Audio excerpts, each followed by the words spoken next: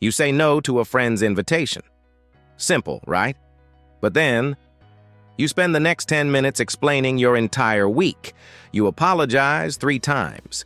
You add, maybe I can stop by for just a little while, just to soften the blow. Or maybe you send a message at work saying you'll be 5 minutes late, and somehow it turns into a 4-paragraph breakdown of your morning. Sound familiar? Here's what's wild. Nobody asked for all of that, but something inside you had to say it. That something has a name. It has roots. And today we're going to talk about what it is, why it's quietly draining you, and why the moment you stop, everything changes. Over-explaining is exactly what it sounds like, giving far more justification than a situation actually requires. It's the text message you write, rewrite, and then delete half of before hitting send. You started with a simple answer, added context, then more context, until you're staring at a paragraph that was supposed to answer a yes or no question. It's saying, I can't make it. And then immediately following it up with your entire schedule, 3 apologies, and an offer to reschedule even though you don't want to.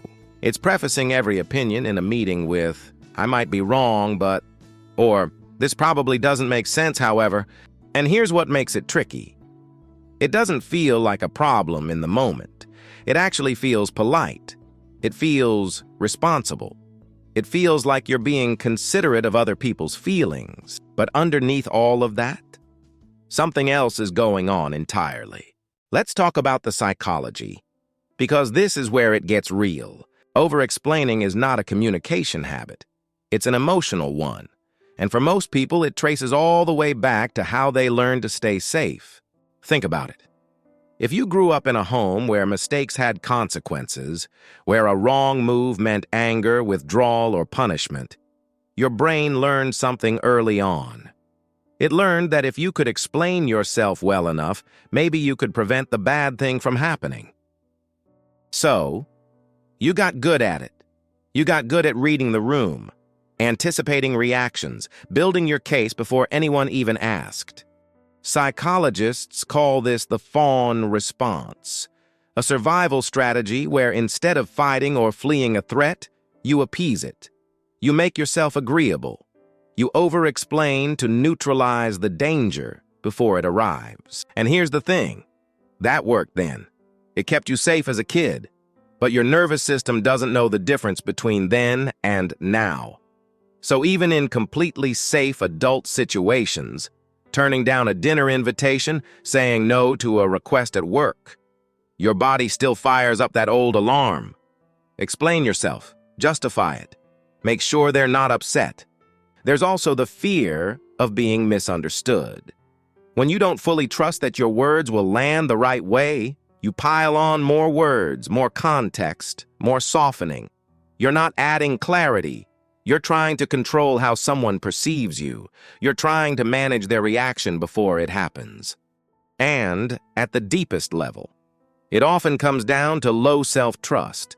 When you don't fully believe that your choices are valid, that your no is allowed, that you don't need a reason to exist the way you do, you reach outward for permission. You over-explain, hoping someone will say, yes, that makes sense. You're forgiven. You're okay. But that reassurance never lasts. Because the problem was never the explanation. The problem is the belief underneath it, that you need one in the first place.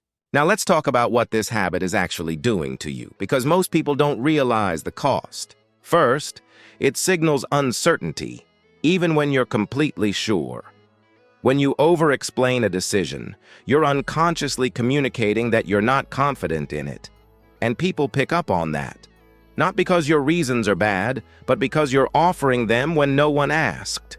Second, it opens the door to negotiation. Every extra word you add is a crack in the wall. Instead of a clear boundary, you've left room for pushback, guilt-tripping, or someone trying to change your mind. Third, and this one is heavy, it drains you. Think about how much mental energy goes into rehearsing your justifications, replaying conversations, anticipating every possible objection, crafting the perfect explanation so no one could possibly be upset. That is exhausting. And it's energy that could go somewhere else entirely. And finally, here's the painful truth. Some people, the ones who push your boundaries, respond better when you explain less. Because when you over-explain, you're handing them ammunition. You're showing them exactly which buttons to press. When you stop, they have nothing to work with. Here's what nobody tells you. The moment you stop over-explaining, something shifts in how people perceive you. Think about the most quietly confident person you know. The one who says, "I can't make it," and leaves it there. Who declines without a wall of text. Who sets a boundary without a 3-act apology. There's a reason for that. People who feel secure in themselves don't need to justify every choice, defend every opinion, or fill every silence. Their calm presence communicates, "I know what I want. I trust my own judgment. I don't need your permission."